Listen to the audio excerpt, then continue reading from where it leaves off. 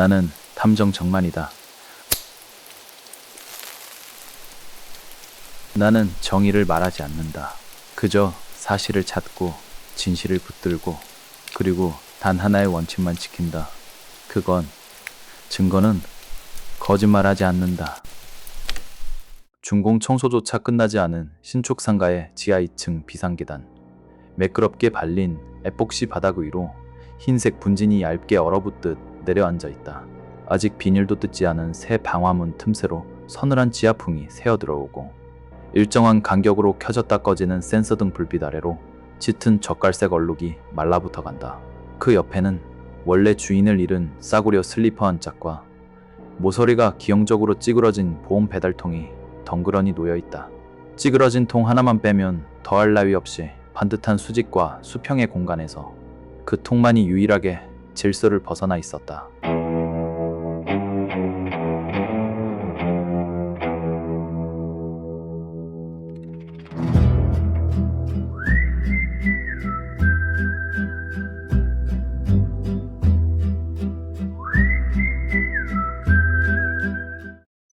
사무실 안은 며칠째 환기를 안 한 탓에 묵은 담배 냄새와 싸구려 방향제 냄새가 엉켜 있었다. 책상 위에는 기한이 지난 공과금 고지서가 쌓여 있고 나는 종이컵에 믹스 커피를 타다 말고 창밖의 회색빛 하늘을 멍하니 쳐다보고 있었다. 문이 열리는 소리와 함께 누군가 들어왔다. 작업복 소매 끝은 시커멓게 달아있는데 손에 든 서류 봉투만은 구겨짐 하나 없이 빳빳하다. 50대 중반쯤 되어 보이는 남자는 문가에 서서 쭈뼛거리며 내 눈치를 살폈다.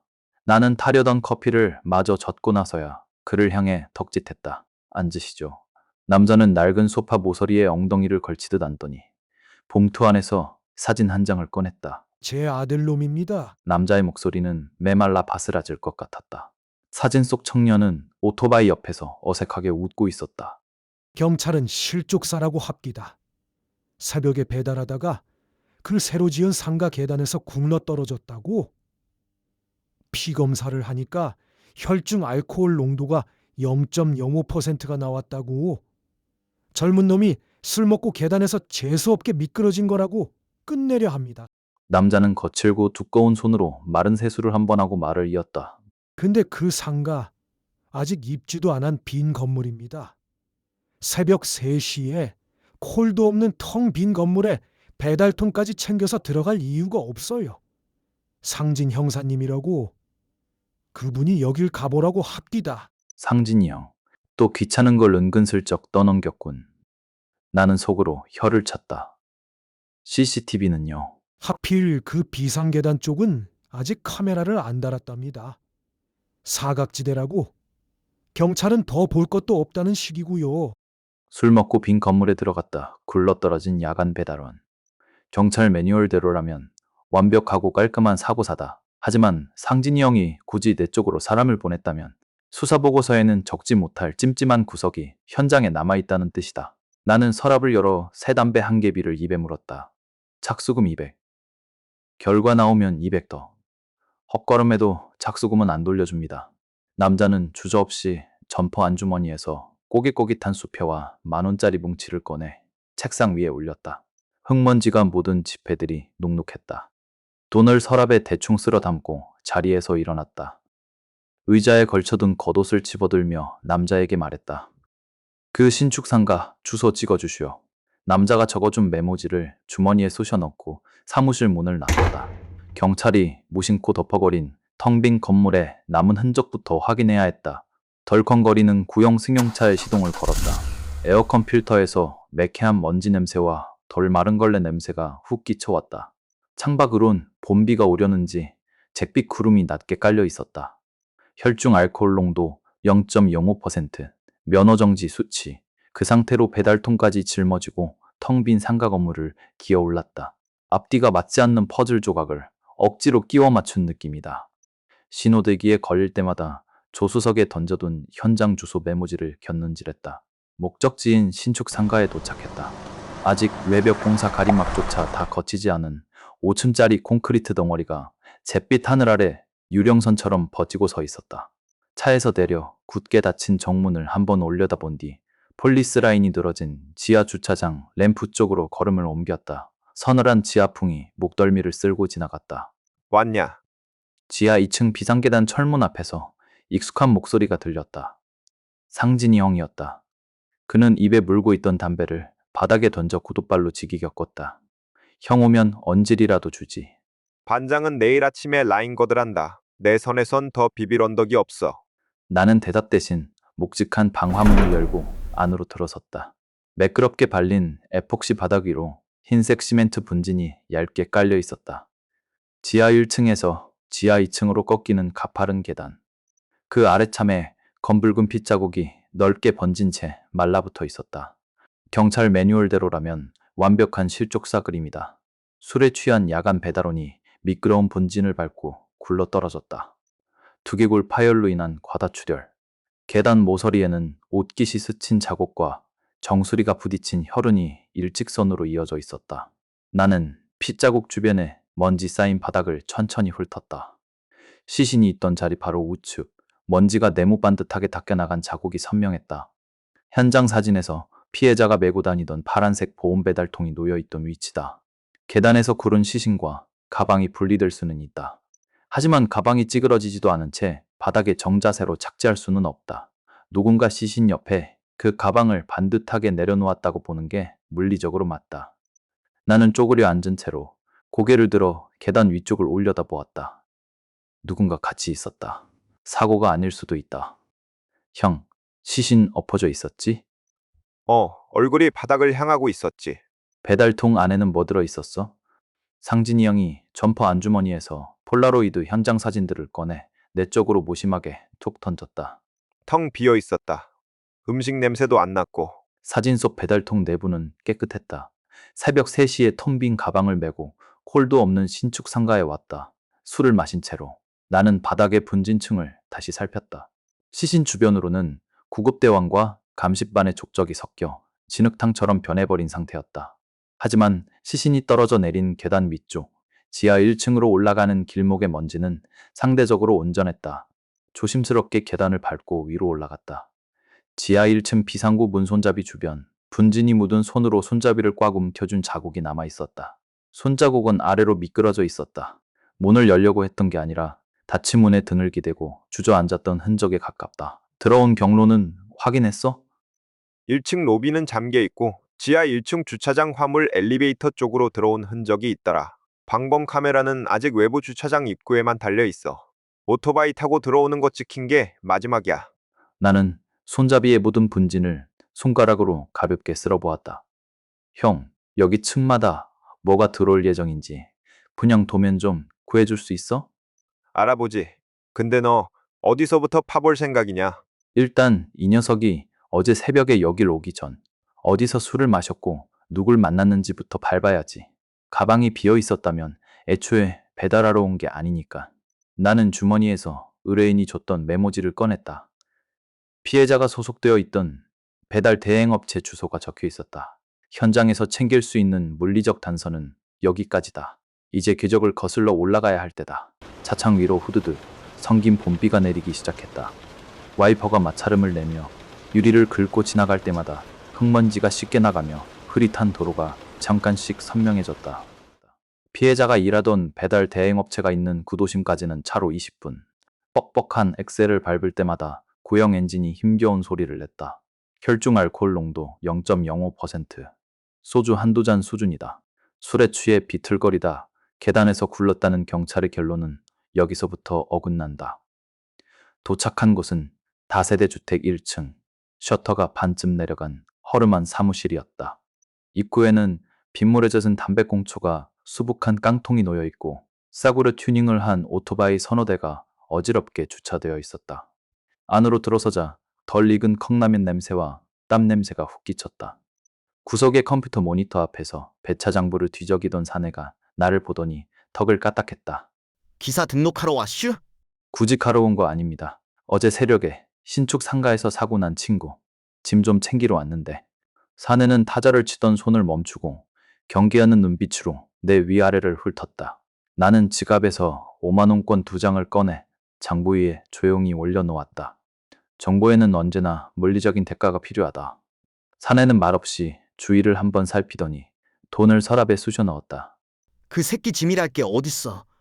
쓰레기통 옆 캐비닛에 너덜너덜한 슬리퍼 한 짝이랑 빚쟁이들이 던져두고 간 독촉장 쪼가리가 전부지.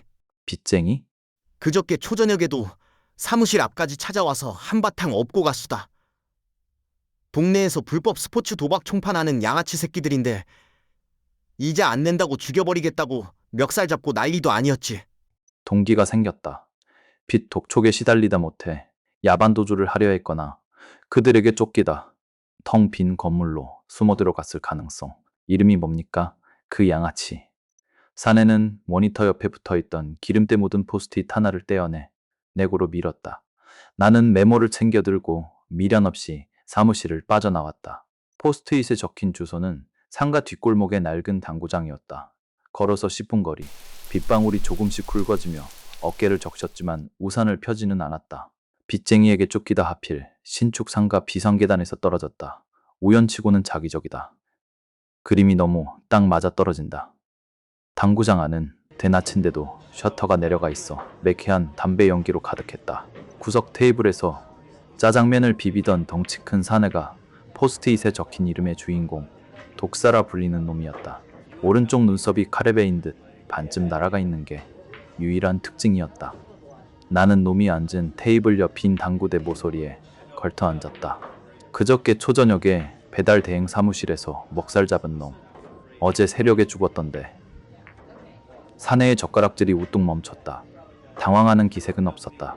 오히려 귀찮다는 듯 짜증 섞인 한숨을 내쉬며 입가에 묻은 춘장을 손등으로 닦아내었다. 경찰이쇼? 아까 아침에도 형사 한 놈이 와서 똑같은 소리 묻고 가더니만. 경찰이 벌써 다녀갔다. 상진이 형 팀에서 기본적인 주변인 동선은 훑었던 모양이다.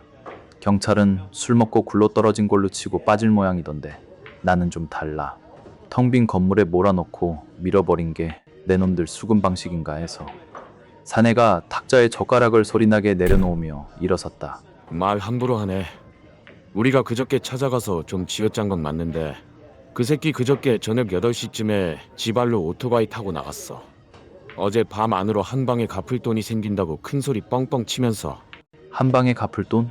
무슨 거래를 텄는지 몰라도 확실한 돈줄을 잡았다고 비실비실 웃더라고. 기가 차서 내가 소주 한두 잔 같이 털어놓고 보냈지. 내일 아침까지 돈 안 가져오면 장기 꺼낸다고 하고. 사내의 눈빛에는 살인이 주는 미세한 긴장감이나 방어 기제가 없었다. 단지 받을 돈이 사라진 것에 대한 순수한 짜증뿐이었다. 빚쟁이를 피해 숨어 들어간 게 아니다. 스스로 확실한 돈줄을 만나러 그 텅 빈 신축 상가를 찾아갔다. 소주 한두 잔. 혈중 알코올 농도 0.05%의 출처는 확인됐다. 빚쟁이를 피해 숨어든 게 아니라 돈을 받으러 스스로 찾아간 거라면 그 배달 가방 안에는 확실한 물건이 있었어야 했다. 당구장을 나서는 길, 주머니 속에서 짧은 진동이 울렸다. 상진이 형이었다. 어디냐? 피해자 빚쟁이 만나는 중. 근데 형, 이 녀석 쫓기다 죽은 거 아니야. 돈 받으러 간 거야. 그건 나도 방금 확인했다. 네가 부탁한 그 상가 도면 말인데 그거 분양사무소에서 외부 유출을 꽉 막고 있더라. 시공사 쪽에서 보안 걸어놨다면서. 텅 빈 건물의 평범한 도면을 숨긴다. 사건이 내가 생각한 것보다 훨씬 깊은 곳에 뿌리를 두고 있었다. 당구장을 빠져나와 다시 구형 승용차 운전석에 구겨 넣듯 몸을 실었다. 빗방울이 제법 굵어져 앞유리를 때리고 있었다. 마모된 와이퍼가 날카로운 마찰음을 내며 시야를 닦아낼 때마다 축축하게 젖은 구도심에 네온 사인이 번졌다. 빚 갚을 돈을 받으러 텅 빈 신축 상가에 들어갔다. 가방은 비어 있었고 누군가 도면을 숨기고 있다. 애초에 배달통 안에 물건이 있었던 게 아니라 이 건물 안에 그놈의 돈줄이 있었던 거라면. 신축 상가 현장으로 돌아왔을 땐 시야가 완전히 어두워진 뒤였다. 정문 쪽 가로등 아래 비를 맞으며 담배를 태우는 익숙한 실루엣이 보였다. 상진이 형이었다. 나는 차를 멀찍이 대놓고 걸어갔다. 찜찜한 게 있어. 내일 아침이면 내 손 떠나는 사건인데 네가 한번 봐줘. 어차피 폴리스 라인 걷기 전까지 형도 할 일 없잖아. 뒷구멍 중 찾아보게 핸드폰 후레쉬나 켜. 우리는 감지 카메라가 있는 정문을 피해 건물 뒤편의 가설 울타리 쪽으로 향했다. 달빛이 질척거려 구두 안으로 흙탕물이 스며들었다.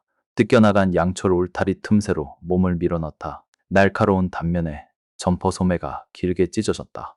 살갗이 긁혀 화끈거렸지만 내색하지 않고 건물 내부로 진입했다. 어둠 속 핸드폰 후레쉬 불빛 두 줄기만이 먼지 섞인 허공을 갈랐다. 경찰은 지하 주차장과 시신이 발견된 지하 2층 비상계단만 살피고 철수했다. 하지만 피해자가 무언가를 찾으러 혹은 누군가를 만나러 왔다면 지하에만 머물렀을 리 없다. 나는 시신이 떨어져 내렸던 지하 1층 비상구문을 열고 위층으로 이어지는 계단 쪽으로 빛을 비췄다. 구급대원들의 발자국은 지하에만 몰려 있다. 하지만 1층으로 이어지는 계단 구석에는 먼지가 뒷이기듯 밟힌 흔적이 남아있다. 형, 위로 올라가자. 층을 거듭할수록 숨이 찼다. 텅 빈 콘크리트 복도는 발소리를 기괴하게 울려 퍼지게 했다. 3층, 4층을 지나 5층에 다다랐을 때 줄곧 이어지던 불규칙한 발자국이 특정 구역을 향해 꺾여 있었다. 평범한 상가 입점 구역이어야 할 곳. 하지만 문이 달려 있어야 할 자리는 합판으로 조잡하게 막혀 있었고 그 틈새가 성인 한 명이 지나갈 만큼 벌어져 있었다. 합판을 밀고 안으로 들어섰다. 코끝을 찌르는 시큼한 화학약품 냄새와 피복 타는 냄새가 훅 끼쳤다. 핸드폰 후레쉬 불빛을 바닥으로 내리자 뱀 허물처럼 벗겨진 검은색 고무 피복들이 산더미처럼 쌓여 있었다. 건물 전체로 이어져야 할 굵직한 배전방 케이블들이 모조리 절단되어 뼈대만 남은 상태였다. 구리선? 공사판 자재털이구만. 뻔한 수법이야. 근데 그게 배달원 죽은 거랑 무슨 상관인데? 나는 케이블이 잘려나간 배전관 안쪽으로 조심스럽게 손을 밀어 넣었다. 어둠 속에서 절단면을 더듬어 보려던 순간 보이지 않는 날카로운 금속 조각에 손바닥이 깊게 베었다. 반사적으로 손을 빼냈지만 피가 뚝뚝 떨어져 먼지 쌓인 바닥을 적셨다. 쓰라린 상처를 바지에 대충 문질러 닦으며 나는 상진이 형을 돌아보았다. 그놈 배달통, 형이 찍은 현장 사진에서 이상할 정도로 반듯하게 놓여 있었지. 찌그러진 곳만 하나 있고 반듯했지. 빈 가방이 계단에서 굴렀으면 이리저리 튕기는 게 정상이야. 근데 그 가방은 무게중심이 꽉 잡힌 것처럼 정자세로 떨어져 있었어. 놈은 이 무거운 구리선을 배달통에 꽉 채워 나르던 공범이었거나 아니면 훔치는 현장을 잡고 뜯어먹으려던 기생충이었거나 가방 안에 이 구리선이 꽉 차 있었다면 얘기가 달라져. 무거운 쇳덩이가 든 가방을 메고 구르다 목뼈가 부러진 거야. 누군가 그 시신 옆에서 가방을 열어 구리선만 싹 챙겨갔고 빈 가방을 다시 시신 옆에 조심스럽게 내려놓은 거지. 상진이 형의 핸드폰 후레쉬 불빛이 허공에서 잠시 멈칫했다. 단순 실족사라는 경찰의 조서가 무너지는 소리가 콘크리트 벽을 타고 울렸다. 손바닥에서 배어나온 피가 멈추지 않아 점퍼 주머니를 뒤져 새빠른 손수건을 꺼냈다. 이빨로 끝을 물고 거칠게 찢어 상처 부위를 단단히 동염했다. 상진이 형은 핸드폰 후레쉬 불빛으로 벗겨진 전선 피복 더미를 무심하게 비추고 있었다. 오토바이는 지하 1층 주차장에 세워뒀다면서 그 무거운 걸 짊어지고 굳이 막다른 지하 2층 계단으로 기어 내려갈 이유가 뭐냐? 수건을 묶던 손이 멈칫했다. 상진이 형의 한마디가 내 얄팍한 가설의 허리를 정확히 꺾어버렸다. 도둑질을 끝내고 도망치는 길이었다면 최단거리인 오토바이 쪽으로 가야 맞다. 무거운 가방을 메고 빛도 없는 지하 2층 비상계단으로 내려갔다면 그건 도주가 아니라 쫓기는 방향이다. 훔친 게 아닐 수도 있겠네. 뭐? 아까 그 빚쟁이가 그랬어.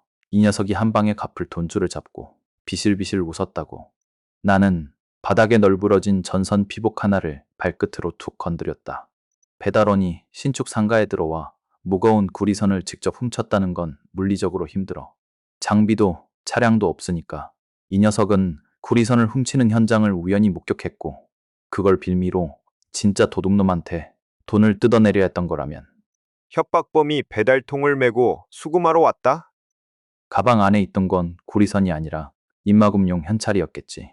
그걸 받아 챙기고 나가려다 돈이 아까워진 진짜 도둑놈한테 쫓겨 지하 2층까지 몰린 거고. 상진이 형은 대답 대신 핸드폰 후레쉬를 끄고 뒤돌아섰다. 더 이상 이 어두운 건물 안에 남은 단서는 없다는 뜻이다. 우리는 다시 양철 울타리 틈새로 빠져나왔다. 빗줄기는 아까보다 훨씬 굵어져 있었다. 차에 올라타 시동을 걸었다. 와이퍼가 거칠게 유리를 닦아내는 동안 나는 조수석의 상진이 형에게 목적지를 뱉었다. 시외각으로 갈 거야. 장물아비부터 털어야 해. 도시 외곽을 순환하는 자동차 전용도를 타는 내내 차 안에는 라디오 노이즈와 빗소리만 가득했다. 히터를 틀었지만 젖은 옷 때문에 으슬으슬한 한기가 가시지 않았다. 밤 11시, 우리는 도심 외곽의 거대한 고물상 집화장 앞에 차를 세웠다. 녹슨 철문 틈으로 불빛이 새어나오고 있었다. 이곳은 낮에는 폐지를 줍는 노인들을 상대하지만 밤에는 출처가 불분명한 공사판 자재들이 은밀하게 돈으로 바뀌는 곳이다. 형사 시절부터 알고 지내던 곳이다. 안으로 들어서자 산처럼 쌓인 고철 더미 사이에서 기름 냄새와 쇳내가 진동했다. 컨테이너 개조 사무실 문을 열자 러닝셔츠 차림의 장 사장이 컵라면을 먹다 말고 눈을 동그랗게 떴다. 상진이 형은 문가에 팔짱을 끼고 서서 무언의 압박을 넣었고 나는 점퍼 안주머니에서 10,000원짜리 몇 장을 꺼내 테이블 위에 던졌다. 최근 일주일, 피복 갑벗긴 A급 구리선 대량으로 넘긴 놈. 장부 말고 네 머릿속에 있는 걸로 풀어. 장 사장은 문가에 선 상진이 형과 나를 번갈아 보더니 테이블 위에 돈을 슬그머니 컵라면 용기 밑으로 밀어 넣었다. 정 형사님, 아니 정 탐정님, 나도 먹고 살아야 하는데 이러면 상도덕이. 그 구리선 훔치다. 어제 사람 하나 죽었어. 내일 아침에 장부 들고 경찰서 강력팀 바닥에서 뒹굴래. 아니면 여기서 나한테만 조용히 털래. 장 사장의 입술이 미세하게 떨렸다. 그는 주변을 한번 두리번거리더니 목소리를 낮췄다. 얼굴은 나도 몰라요. 항상 밤늦게 모자 푹 눌러 쓰고 와서 물건만 던지고 현찰로 바로 받아가니까. 차량 번호는 번호판에 진흙을 잔뜩 칠해놔서. 근데 차는 확실히 기억해요. 뒤적재한 문짝이 떨어져 나간 파란색 1톤 포터. 그리고 일할 때 입는 조끼 있잖아요. 거기 등짝에 마크가 하나 찍혀 있긴 했슈. 장 사장은 볼펜을 들어 기름때 묻은 달력 뒷면에 조잡한 로고 하나를 그렸다. 마른 목골 2개가 겹쳐진 형태. 신축 상가 건설을 맡았던 하청업체 로고다. 도둑은 외부인이 아니라 그 건물의 구조를 완벽하게 아는 내부자였다. 나는 장 사장이 그린 메모를 챙겨 자리에서 일어났다. 범인의 윤곽이 좁혀졌다. 내부 지리에 밟고 비상계단에 아직 CCTV가 없다는 사실을 알며 파란색 1톤 포터를 보는 자.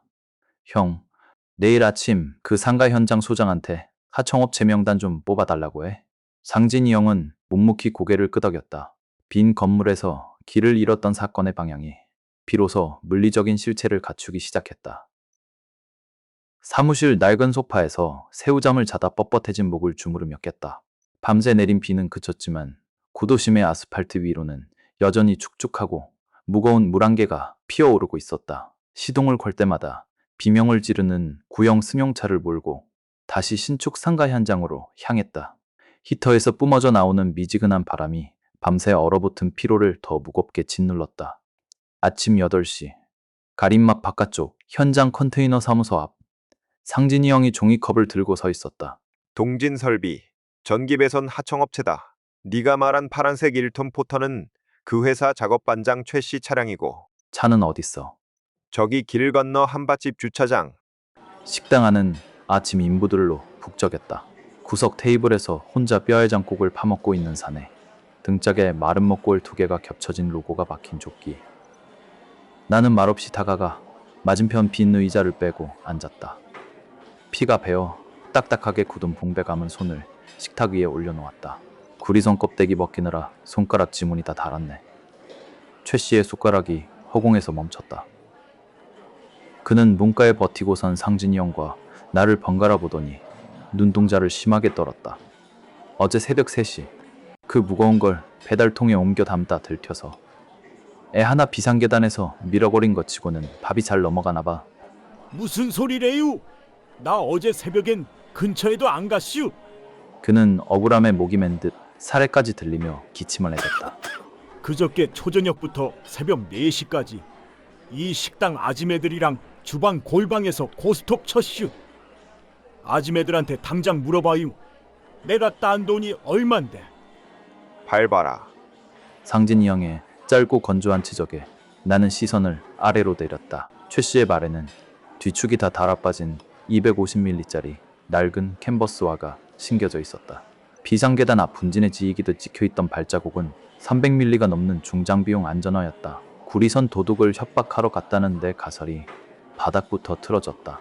나는 마른 세수를 하며 등받이에 기대 앉았다.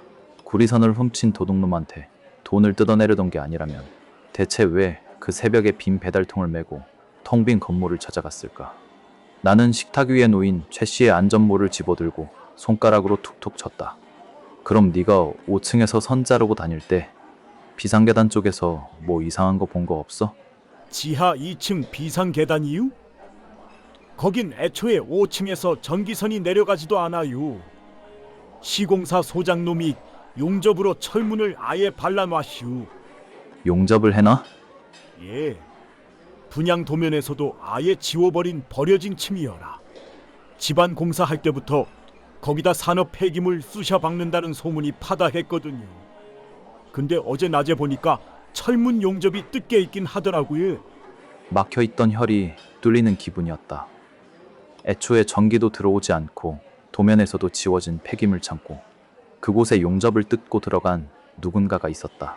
피해자는 구리선을 훔치는 좀도둑이 아니라 건물의 더 깊고 어두운 비밀을 파헤치는 진짜 내부자와 거래를 하러 갔던 거다. 형, 시공사 현장 소장 얼굴 좀 봐야겠어. 상진이 형은 말없이 컨테이너 사무소 쪽으로 시선을 돌렸다. 비상계단 센서 등 아래 말라붙어 있던 핏자국의 진짜 동기가 그 두꺼운 콘크리트 벽 뒤에 숨어 있었다. 한바집을 나와 흙탕물이 고인 도로를 가로질렀다. 비가 그친 뒤에 현장 주변은 시멘트 가루와 물이 엉겨붙어 비릿하고 무거운 냄새를 풍겼다. 질척이는 바닥을 디딜 때마다 구두밑창이 쩍쩍 달라붙었다. 동네 배달대행 뛰는 22살짜리가 신축 상가의 도면에도 없는 폐기물 구역을 알아냈다. 우연히 비상계단을 내려갔다기엔 건물이 너무 넓고 어둡다. 누군가 그 녀석에게 내부 정보를 흘렸거나 녀석 스스로가 그곳을 정기적으로 드나들 만한 다른 이유가 있었어야. 앞뒤가 맞는다. 빈 배달통은 그 이유를 담기 위한 도구였을 터. 현장 사무소인 대형 컨테이너 문을 열어젖혔다. 에어컨 바람에 섞인 싸구려 방향제 냄새가 훅 끼쳤다. 책상에 다리를 올리고 통화 중이던 소장이 미간을 구기며 나를 쳐다보았다. 나는 점퍼 주머니에서 손을 빼지 않은 채 턱으로 그의 책상 위 명패를 가리켰다. 지하 2층 비상계단 너머 폐기물 구역. 용접은 누가 뜯었나? 소장은 통화하던 폰을 천천히 내려놓았다. 그의 눈동자가 문가에 선 상진이 형의 경찰 점퍼를 한번 훑고는 미세하게 흔들렸다. 무슨 소리요? 거긴 집안 공사 때부터 콘크리트로 발라버린 빈 공간인데 용접은 또 무슨... 경찰은 오늘 아침 라인 거더. 근데 내가 오늘 오후에 압수수색 영장 치고 감시반 끌고 다시 올 수도 있거든. 폐기물관리법 위반으로 현장 전체 스탑시킬까? 아니면 지금 임열래?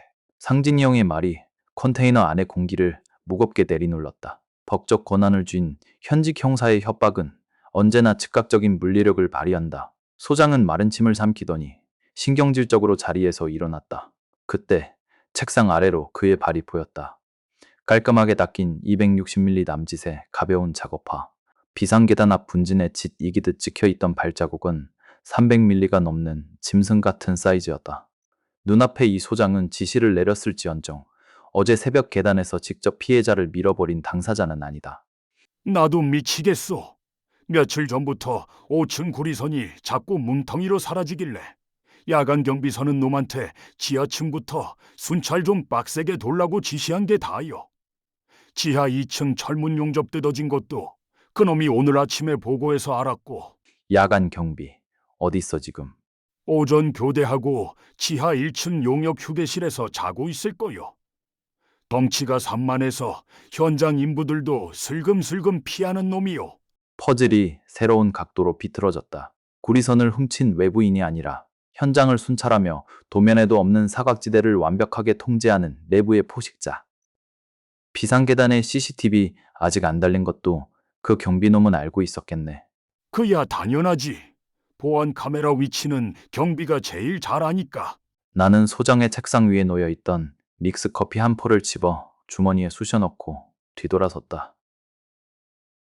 형, 내려가자. 곰사냥하러. 우리는 컨테이너 문을 닫고 다시 어두침침한 지하 램프를 향해 걸음을 옮겼다. 습기를 잔뜩 머금은 지하풍이 올라오고 있었다. 빈 배달 가방의 모순과 300ml의 족적, 모든 물리적 단서가 단 하나의 거대한 몸집을 가리키고 있었다. 지하 1층 주차장 구석, 임시로 막아둔 용역 휴게실 문을 열었다. 코를 찌르는 곰팡이 냄새와 땀에 전 친구 냄새가 어두운 공간을 채우고 있었다. 휴대용 난로 옆 간이 침대에서 산만한 덩치가 코를 골며 자고 있었다. 나는 그놈이 벗어둔 신발부터 찾았다. 침대 밑에 처박힌 거대한 안전화, 300ml가 좋게 넘어 보였다. 안전화를 집어들고 바닥의 여처를 살폈다. 비상계단 분진에 찍혀있던 족적은 식자 모양의 뚜렷한 패턴이었다. 이놈의 신발 밑창은 현장 진흙에 짓눌리고 마모돼서 아예 윤곽조차 없다.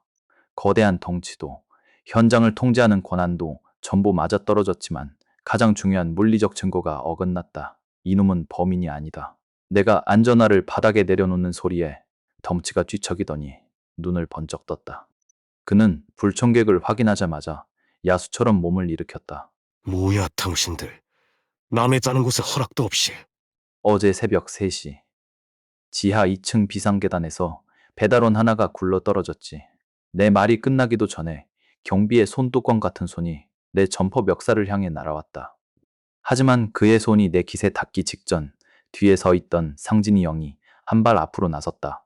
상진이 형은 날아오는 경비의 손목을 쳐내며 동시에 그의 엄지손가락을 역관절로 꺾어 밑으로 짓눌렀다. 짐승 같은 비명이 터지며 거대한 덩치가 바닥으로 고꾸라졌다. 상진이 형은 힘주어 누른 채 무릎으로 경비의 어깨를 압박했다. 힘빼라. 공무집행방해로 손목 관절 뽑히기 싫으면. 상진이 형의 말이 휴게실의 탁한 공기를 갈랐다.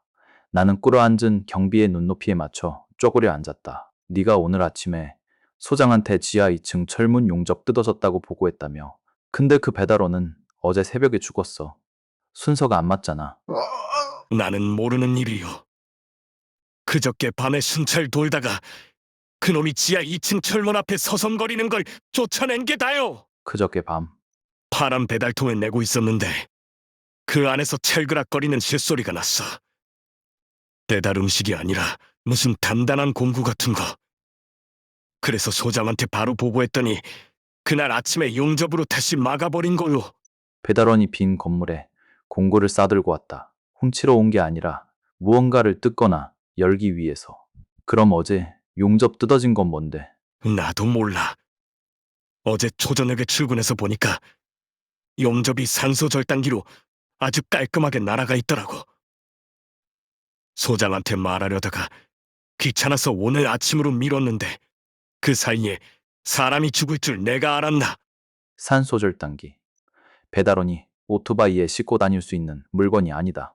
그건 이 건물의 생리를 아주 잘 알고 중장비를 다룰 수 있는 진짜 내부 전문가의 흔적이다. 피해자는 그저께 밤 공구를 들고 지하 2층의 문을 열고 들어가 무언가를 챙겼다. 경비한테 쫓겨나기 전에 이미 손에 쥔 게 있었던 거다. 어제 저녁 누군가 산소절단기로 그 문을 다시 열었다. 피해자는 그걸 빌미로 그 누군가를 만나러 빈 가방을 메고 찾아갔던 거다. 한 방에 갚을 돈을 받기 위해서. 나는 바닥에 나뒹구는 안전화를 발끝으로 밀어내며 일어섰다. 형, 지하 2층으로 다시 가자. 시체가 떨어졌던 계단 끝이 아니라 그 철문 너머로. 상진이 형은 경비의 손목을 놓아주며 무심하게 고개를 끄덕였다. 우리가 놓치고 있던 진짜 현장은 시신이 있던 핏자국 위가 아니라 굳게 닫혀있던 그 어두운 문 뒤에 있었다. 휴게실을 나와 다시 지하 2층으로 향하는 길목은 유독 공기가 무겁고 차가웠다. 상진이 형의 핸드폰 후레쉬 불빛이 앞장서서 어둠을 갈랐다. 사고 현장이었던 계단참을 지나 복도 끝에 자리한 지하 2층 폐기물 구역 앞. 어제 아침까지만 해도 용접되어 있었다는 두꺼운 방화문은 산소절단기에 의해 이음새가 깔끔하게 잘려나가 있었다. 나는 손잡이를 당겼다. 문이 열리자마자 숨을 턱 막히게 하는 매캐한 화학약품 냄새와 시멘트 썩는 냄새가 훅 끼쳐왔다. 이게 다 뭐냐?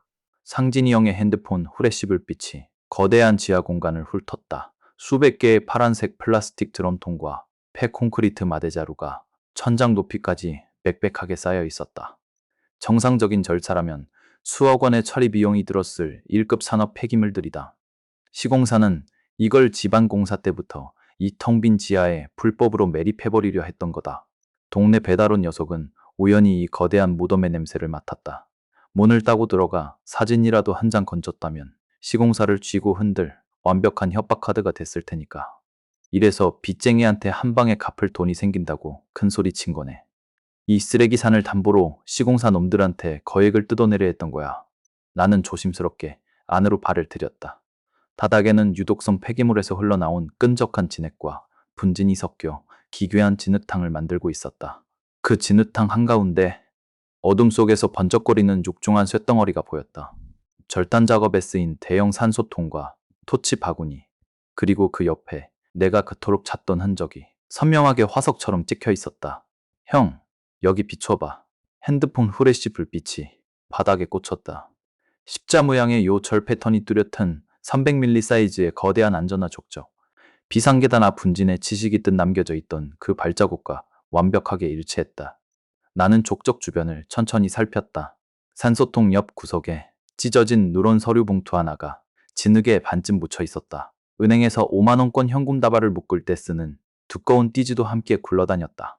협박범을 달래기 위해 거액의 현찰을 들고 왔다. 돈을 넘겨주고 안심시킨 뒤 뒤돌아서는 등짝을 밀어버렸다. 모든 물리적 단서가 하나의 궤적으로 이어졌다. 놈은 철문 안에서 피해자에게 현찰을 쥐어주고 앞장서서 계단을 올랐다. 뒤따라 오르는 피해자를 밀어버린 뒤 굴러떨어진 시신 옆에서 배달통을 열어 방금 줬던 현금만 다시 챙겨갔다. 산소 절단기로 문을 뜯었던 그 손으로 사랑까지 지워버린 거다. 빈 배달통은 그 현금이 들어있던 껍데기일 뿐이었다. 족적은 찾았는데 이 넓은 현장에서 300mm 신발 신은 놈을 어떻게 특정하냐? 아까 그 경비놈은 아니었고. 상진이 형의 짧은 견제에 나는 천장 높이까지 층층이 쌓인 드럼통을 올려다보았다. 좋기 3m는 넘어 보였다. 사람 손으로 못해. 뭐? 수백 킬로그램짜리 폐기물 드럼통을 저 꼭대기까지 각 맞춰 쌓아 올리는 건 성인 남자 10명이 붙어도 불가능해. 더구나 여긴 전기도 안 들어오는 밀실이잖아. 나는 바닥에 찍힌 거대한 족점 옆으로 굵고 깊게 패인 타이어 자국 2줄기를 가리켰다. 자국은 벽 한쪽, 콘크리트로 조잡하게 덧발라 막아놓은 구석으로 이어지고 있었다. 가까이 다가가 손으로 훑어보니 미장 두께가 얇았다. 지하 주차장 쪽에서 뚫어놓은 비공개 반입구였다. 도면에도 없는 처음부터 이 용도로 만든 구멍이다. 이 밀실 안에서 유일하게 중장비를 마음대로 굴릴 수 있는 놈, 지게차나 미니 굴삭기 기사. 그놈이 이 폐기물을 직접 쌓은 당사자고 이 건물의 진짜 관리인이야. 시공사의 더러운 뒤처리를 전담하며 돈을 챙기던 놈이 자신의 밥줄을 위협하는 펀내기를 계단에서 지워버렸다. 동기는 충분하고 증거는 이 어두운 지하실 바닥에 전부 남았다.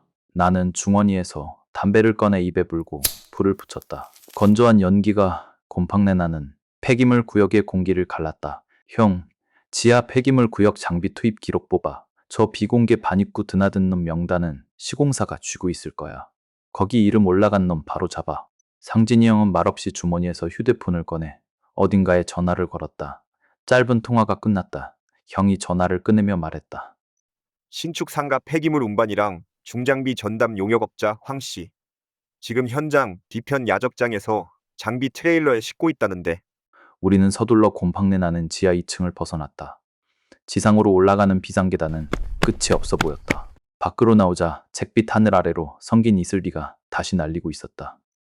폐기물의 독한 냄새가 코끝에 남아있어 빗물 냄새마저 비릿하게 느껴졌다. 현장 뒤편 공터, 시동을 켜둔 5톤 트레일러 옆에서 덩치 큰 사내가 고압 호스로 미니 굴삭기 무한궤도에 묻은 진흙을 털어내고 있었다.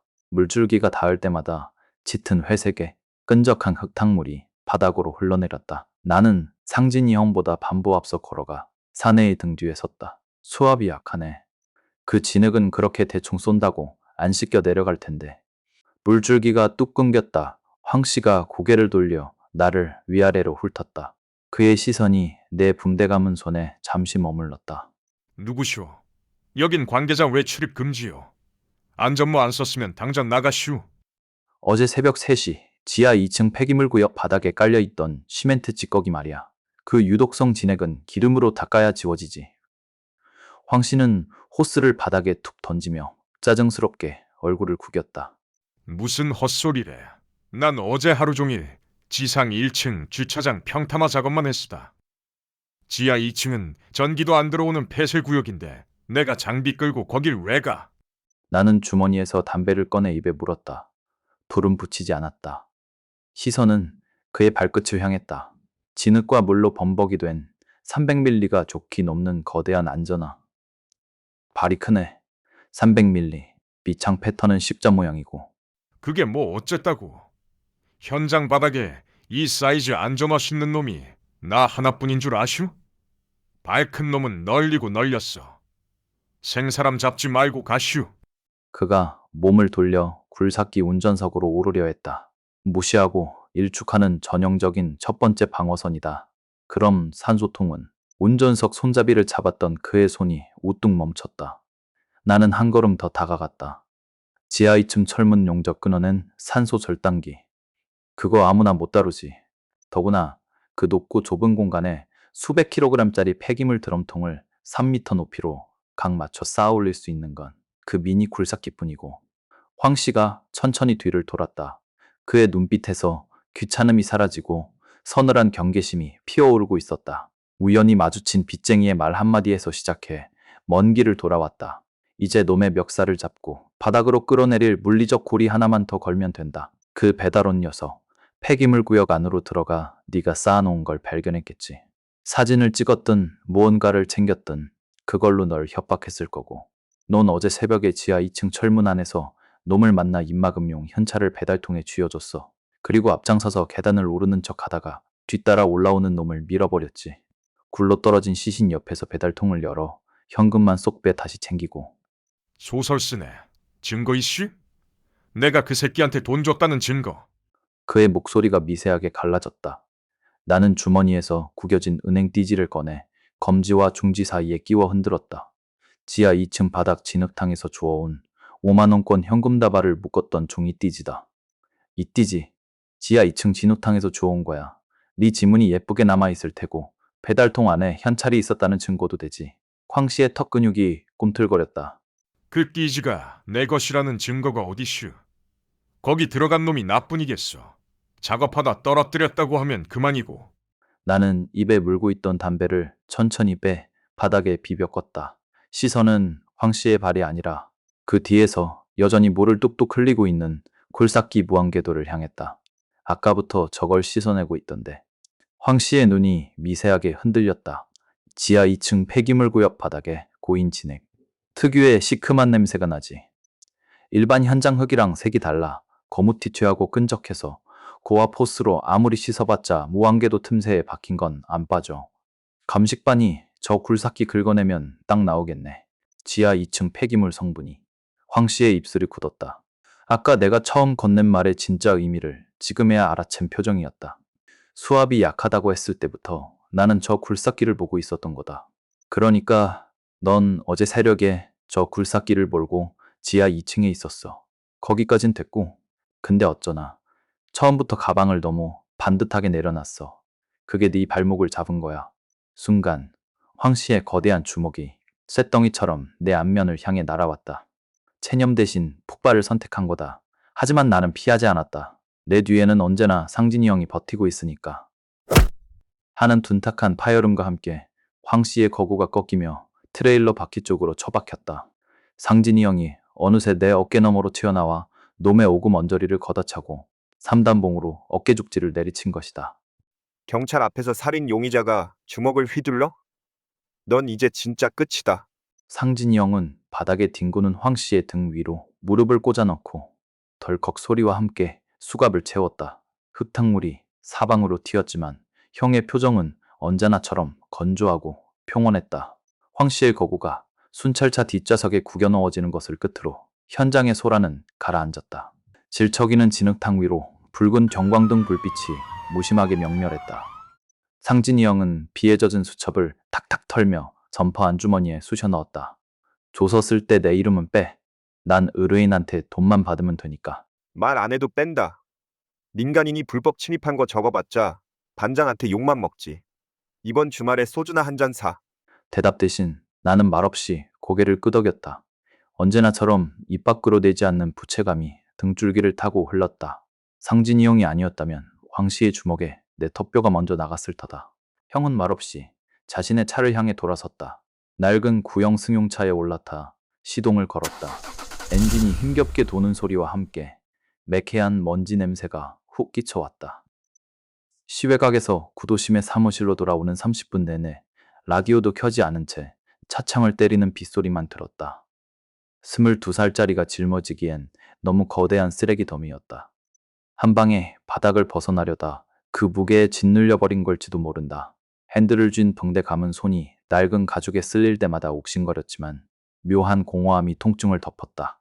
이슬비에 젖은 앞유리를 와이퍼가 닦아낼 때마다 빈 배달통을 메고 어두운 계단을 내려가던 그 녀석의 마지막 뒷모습이 어른거렸다. 사무실에 도착해 문을 열자 환기되지 않은 묵은 담배 냄새가 나를 맞았다.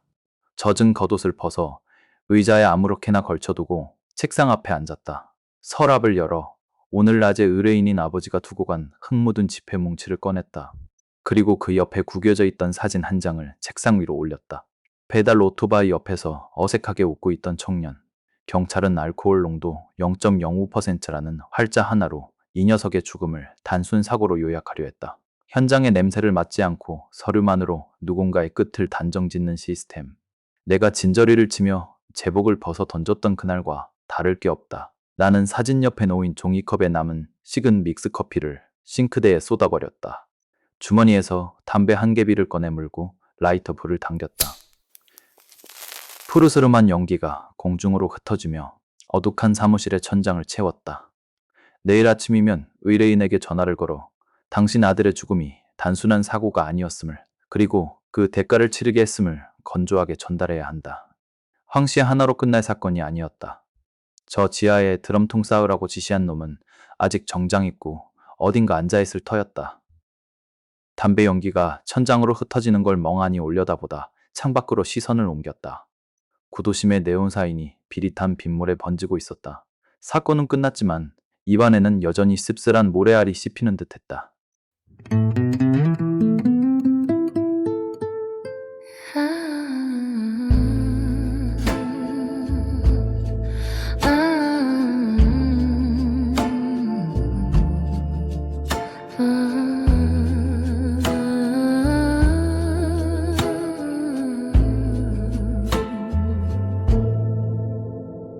시청해주셔서 감사합니다. 구독과 좋아요는 탐정 정만이 다음 사건의 증거를 찾는 데 큰 힘이 됩니다.